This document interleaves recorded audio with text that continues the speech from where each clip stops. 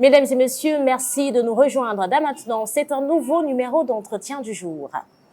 Il tire son expérience de multiples échecs. Aujourd'hui, entrepreneur accompli et coach en développement personnel, TG Sanfo s'est donné pour mission d'inspirer les jeunes générations à travers l'application ulif.app, une application qui propose des contenus d'initiation à l'entrepreneuriat. Coach TG Sanfo est l'invité de ce nouveau numéro. Bonjour.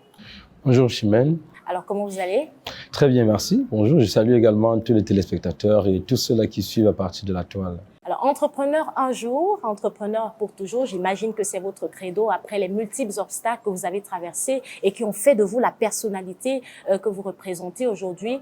Mais avant toute chose, pouvez-vous partager avec nous cette période sombre de votre histoire? Voilà, vous faites bien de le dire, entrepreneur un jour, entrepreneur toujours, parce que justement, c'est un long parcours. C'est un long parcours qui a été truffé de beaucoup d'embûches, beaucoup d'échecs que nous avons essuyés.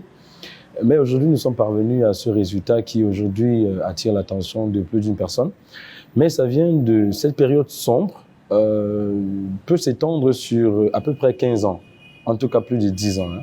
Oui, c'est 10 ans d'apprentissage intense, d'échecs, 10 ans de labeur, de dur labeur, 10 ans de difficultés, de beaucoup de stress, mais nous avons décidé de ne pas jeter l'éponge.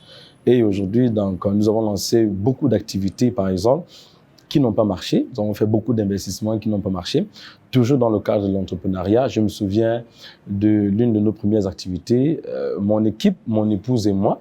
Parlant d'équipe d'ailleurs, il y a eu plusieurs qui sont venus et qui sont repartis parce que voilà, c'est 1 + 1 n'était pas égal à 2, si vous comprenez. Donc du coup, les équipes ont été changeantes. Mais là, on a lancé par exemple notre première activité. L'une de nos premières activités était la production et la vente des beignets soufflés.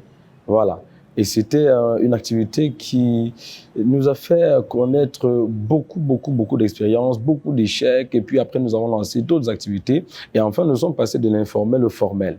Nous avons lancé notre première entreprise, Diamond Business Services, avec laquelle on a aussi connu beaucoup de défis. C'était qui avait pour activité principale la prestation des services. Donc, on est allé d'échec en échec, mais nous avons décidé de ne pas nous arrêter jusqu'à ce que nous nous retrouvions aujourd'hui avec ce que nous avons, que nous présentons au monde entier. Et justement, quel est le domaine qui vous a réussi après avoir traversé ces nombreuses portes? D'ailleurs, quand je parle des échecs que nous avons connus, c'est parce que vous parlez de la période sombre, parce que c'est pas comme si les entreprises ont fermé boutique ou alors se sont arrêtées. Non. Notre shop continue d'ailleurs.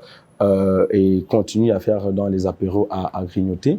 Et on a commencé quelque part, on a connu des échecs, et puis maintenant on est dans la phase qu'on peut appeler la phase de succès. Il y a également ce que je fais de principal, qui est le coaching. On a commencé à coacher, à former, à bâtir des gens parce que il fallait penser différemment. Et nous avons décidé d'investir dans ce sens-là et dans la production également des supports de formation tels que... Et là, c'était à partir de quelle année, justement? Bon, on va dire, il y a beaucoup d'années, mais ça a commencé à prendre de l'ampleur il y a à peu près 4 ans ou 5 ans, où ça a commencé vraiment à prendre de l'ampleur et où nous avons commencé à avoir des résultats assez palpables par rapport aux personnes qui étaient formées, les entreprises qui étaient créées dans les différents domaines. Que ce soit des personnes qui faisaient dans la pâtisserie, que ce soit des personnes qui faisaient justement également dans l'immobilier ou des personnes qui faisaient dans la production, même des jeunes qui faisaient dans les high-tech, des entreprises de création, que ce soit des applications ou des sites, ainsi de suite. Donc, dans les domaines variés dans lesquels nous formons et qui ont vu quand même pas mal de succès jusqu'à aujourd'hui. Quel a été votre leitmotiv, votre croyance, votre entourage et puis peut-être l'environnement ou le temps? Le leitmotiv, bon, un peu de tout ceci, mais surtout, on va écarter un facteur qui est souvent, voilà, le facteur naturel. Naturel, où on se dit, bon, peut-être c'est comme ça, les gens disent souvent c'est sa chance, ou alors il a tout simplement par un concours de circonstances. L'un de mes enseignants à l'université, un enseignant que j'aime beaucoup, qui nous a formés en, je crois, technique de création d'entreprise en Master 1, nous rappelait tout le temps que nous sommes davantage des êtres de culture que de nature. Ça veut tout simplement dire que nous finissons par devenir la résultante de la culture que nous avons acquise et pas nécessairement la nature que nous avions en nous qui était innée. C'est-à-dire tout simplement, si une personne est de nature paresseuse et se retrouve dans un environnement des gens qui aiment le travail dur et grandit dans cet environnement, elle va finir par aimer le travail. Et on dira donc qu'elle est naturellement paresseuse, mais culturellement travailleuse. Donc, enfin, on devient la culture qu'on a développée sur le temps. Donc, il y a la connaissance, il y a le travail, il y a la discipline, il y a en fait tout ce que vous avez cité, quoi. Les croyances aussi, parce que je crois fortement que chacun peut réussir, que le succès n'est pas pour une catégorie réservée de personnes. Le succès n'est pas l'apanage d'un certain groupe de personnes, d'une catégorie de personnes ou d'une certaine race de personnes ou d'une certaine élite intellectuelle qui peut-être des gens qui ont beaucoup fréquenté, voilà, ainsi de suite. Non, le succès est l'héritage de chaque personne qui décide de s'en approprier. Et tout découle finalement de façon spectaculaire avec le lancement il y a quelques semaines de l'application Ulif.app. Présentez-nous cette plateforme digitale et dites-nous surtout d'où vous vient cette inspiration. En 2000, lors de la période de Covid, ne pouvant pas faire des séminaires, ne pouvant pas organiser des conférences comme nous le faisions tout le temps, les voyages étant interdits à cause de la pandémie, nous avons eu l'idée de créer des groupes, c'est parti de là, une idée aussi banale, aussi triviale, de créer des groupes WhatsApp où nous pouvions faire des coachings et on a décidé de le faire gratuitement. Et puis on a créé un premier, un deuxième, un troisième groupe et on s'est retrouvé en train de coacher plus de 1000 personnes tous les jours au travers de ces groupes-là. Et puis un jour, quand je faisais un enregistrement, j'ai tout simplement dit bienvenue à l'Université de la Liberté Financière. Et puis, c'était le Eureka. C'était le aha. J'ai dit, mais tiens, Université de la Liberté Financière. Et c'est de là que le concept est né.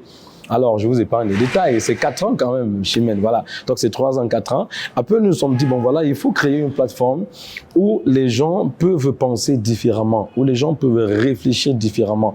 Parce que nous croyons fortement que la qualité d'information que nous recevons dans notre système mental définit le genre de personnes que nous devenons.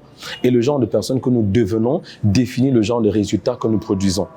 Personne ne peut produire des résultats qui sont supérieurs à la qualité de personne qu'il est. Et pour changer la qualité des personnes qu'on est, il faut changer l'information que nous recevons. Et c'est de là qu'est partie l'idée de créer cette plateforme. Alors, comment elle fonctionne? Rapidement. Déjà, Ulif.app est une application web.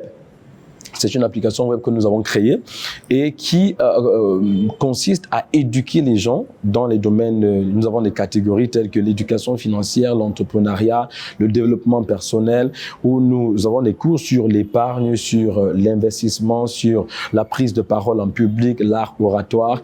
Et les gens peuvent tout simplement s'abonner sur la plateforme et lorsqu'ils sont abonnés sur la plateforme, ils ont un accès illimité, Chimène.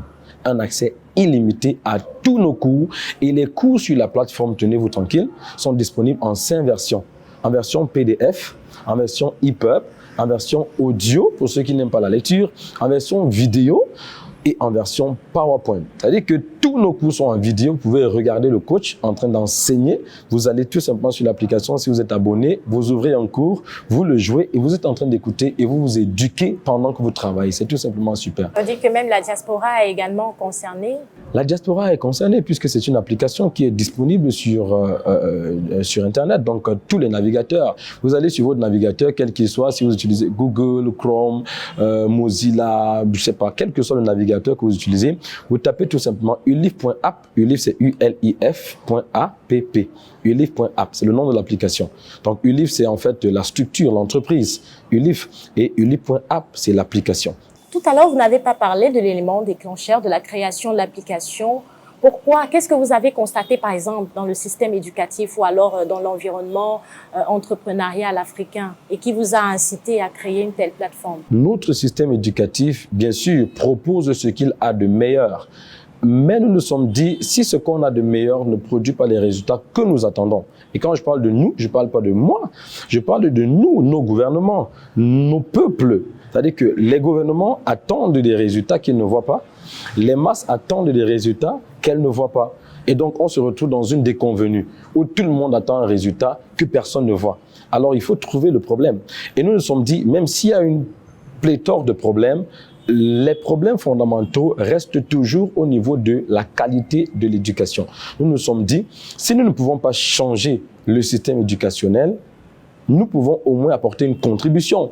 Et apporter une contribution en créant une plateforme où tout le monde peut se retrouver. Parce que, figurez-vous, Chimène, que un étudiant qui va à l'école et qui étudie, qui fait 6 ans ou 5 ans et qui sort avec un master et qui commence à chercher du travail.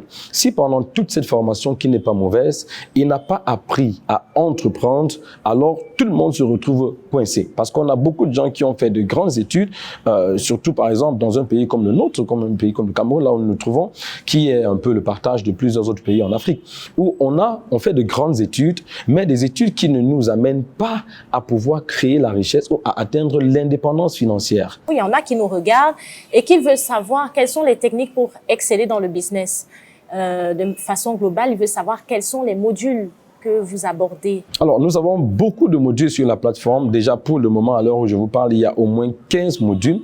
Et quand je parle de 15 modules, je parle d'une panoplie de leçons, parce que chaque module est exprimé en plusieurs leçons. Il y a des modules qui ont 6 leçons, certains ont 8 leçons et d'autres encore plus. Voilà, il y a des modules, par exemple, sur l'épargne. L'épargne qui est un élément fondamental. L'épargne qui est aujourd'hui un besoin criard pour l'Afrique. Vous voyez, s'il faut lever le palier de la discussion un peu, on va parler de l'épargne qui est très faible au niveau de nos États. Et il y a même des experts, des économistes au niveau international qui ont dit l'Afrique ne peut pas épargner. Je crois que je l'explique justement dans cet ouvrage, la pratique de l'épargne à l'école de la liberté financière, à l'introduction de cet ouvrage, où je commence par cette citation, l'Afrique ne peut pas épargner, mais qui a dit que l'Afrique ne pouvait pas épargner? Donc en fait, il y a des cours sur l'épargne, comment épargner pour se bâtir un capital. Beaucoup de jeunes aujourd'hui triment parce qu'ils ne parviennent pas à se créer un capital. Mais je conseille très souvent qu'il est plus important de se bâtir un capital au lieu de solliciter des capitaux ça et là. Donc il y a des modules sur ce que l'entrepreneur doit maîtriser, comment maîtriser son produit en tant que jeune entrepreneur, comment développer son professionnalisme en tant que professionnel, comment bâtir le sens de la responsabilité, pourquoi des investissements finissent mal et comment éviter que cela ne vous arrive. Aujourd'hui, des gens pleurent parce qu'ils ont fait beaucoup d'investissements qui n'ont pas marché. Ils ont fait des investissements en millions. C'était le cas pour nous. Avant que nous nous rendions compte de comment ça doit marcher, et c'est à partir de ce moment que nous avons commencé à expérimenter le succès dans nos différents investissements. Vous nous avez également confié que vous avez rédigé une panoplie d'ouvrages. D'où vient cette sagesse? Cette sagesse vient premièrement de beaucoup de lectures.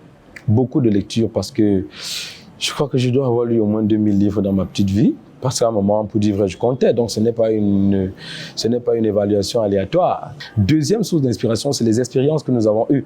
Donc, nos cours, nos modules, nos ouvrages sont truffés d'expériences et sont le produit de beaucoup d'expériences sur le terrain. Les entreprises que nous avons commencé à bâtir qui n'ont pas marché. Et ensuite, comment est-ce que nous avons fait pour qu'elles commencent à marcher? Et voilà, aujourd'hui, nous avons un produit que nous sommes en train de donner, qui est consommé par le monde entier. Et ma plus grande source de sagesse, en tout cas, c'est Dieu. Et pour terminer, peut-être vos ambitions futures après cette application, qu'est-ce qui suivra? Ambition future, Chimène, je crains que cet espace ne soit pas suffisant pour parler de mes ambitions. En tout cas, disons que ULIF, que nous voulons bâtir comme un grand empire financier, n'est que le bout de l'iceberg. Et nous voulons bâtir ULIF, que ULIF devienne dans les quelques années qui suivent l'une des plus grandes plateformes d'éducation financière au monde et de créer des créateurs de richesse qui vont changer la face de l'Afrique de manière déterminante et apporter leur contribution majeure à l'évolution du monde tout entier. Coach TG Sanfo, merci d'avoir répondu aux questions de télévision. Merci Chimène, le plaisir était le mien. Mesdames et messieurs, merci de nous avoir suivis. Les programmes se poursuivent. Au revoir à tous.